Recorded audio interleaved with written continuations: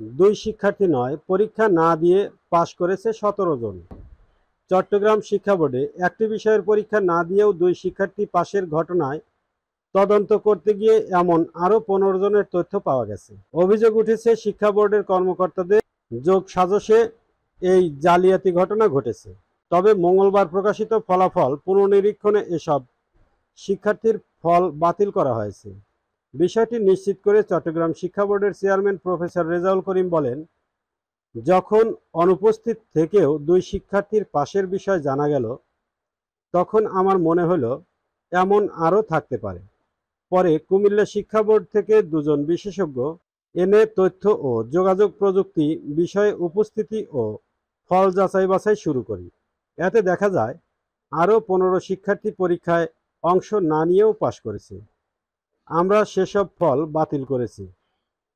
তিনি আরও বলেন, ফল জালিয়াতির ঘটনায় শিক্ষা বোর্ডের পক্ষ থেকে শক্তিশালী তদন্ত কমিটি গঠন করা হবে। জড়িতদের বিরুদ্ধে বোর্ডের বিধিমালা অনুযায়ী ব্যবস্থা গ্রহণ করা হবে। প্রয়োজনে ফৌজদারি মামলা দায়ের করা হবে। এর আগে চট্টগ্রামের বাঁশখালী চাম্বল উচ্চ বিদ্যালয়ের দুই শিক্ষার্থী একটি বিষয়ের পরীক্ষায় অংশ না নিলেও সেই বিষয়ে তাদের জিপিএ 5 পাওয়ার ঘটনা প্রকাশ পায়। পরীক্ষা না দেওয়া বিষয়ে দুই শিক্ষার্থীকে জিপিএ 5 দিল বোর্ড। অনুসন্ধানে দেখা যায়, চট্টগ্রাম শিক্ষা বোর্ডের অধীনে ২০২৩ সালের এসএসসিতে তথ্য ও যোগাযোগ প্রযুক্তি বিষয়ের মূল পরীক্ষায় অনুপস্থিত ছিল বাঁশখালীর চাম্বল উচ্চ বিদ্যালয়ের দুই শিক্ষার্থী। তাদের পরীক্ষা কেন্দ্র ছিল বাঁশখালী আদর্শ উচ্চ বিদ্যালয়। কিন্তু পরীক্ষা কেন্দ্র থেকে অনুপস্থিত দুজনকেই তাদের ব্যবহারিক পরীক্ষায় উত্তীর্ণ দেখিয়ে নম্বরপত্র পাঠানো হয় কেন্দ্রে।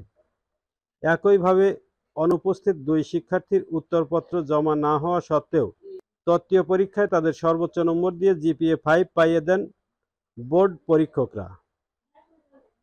কয়েক বছর ধরে চট্টগ্রাম শিক্ষা বোর্ডে ফল জালিয়াতি সহ নানা ধরনের অনাকাঙ্ক্ষিত ঘটনা ঘটেছে, তবে প্রকৃত অপরাধী এবং জড়িতরা আইনের আওতায় আসছে না। সাংবাদিকরা বাঁশখালীর ঘটনা সামনে আনায় শুধু একটি বিষয়ে দুজনের জায়গায় ১৭ জনের বিনা পরীক্ষায় পাশের খবর বের হলো। পুরো বোর্ডের সবগুলো পরীক্ষা তদন্ত করা হলে আরও বড় বিষয় বের হয়ে আসতে পারে।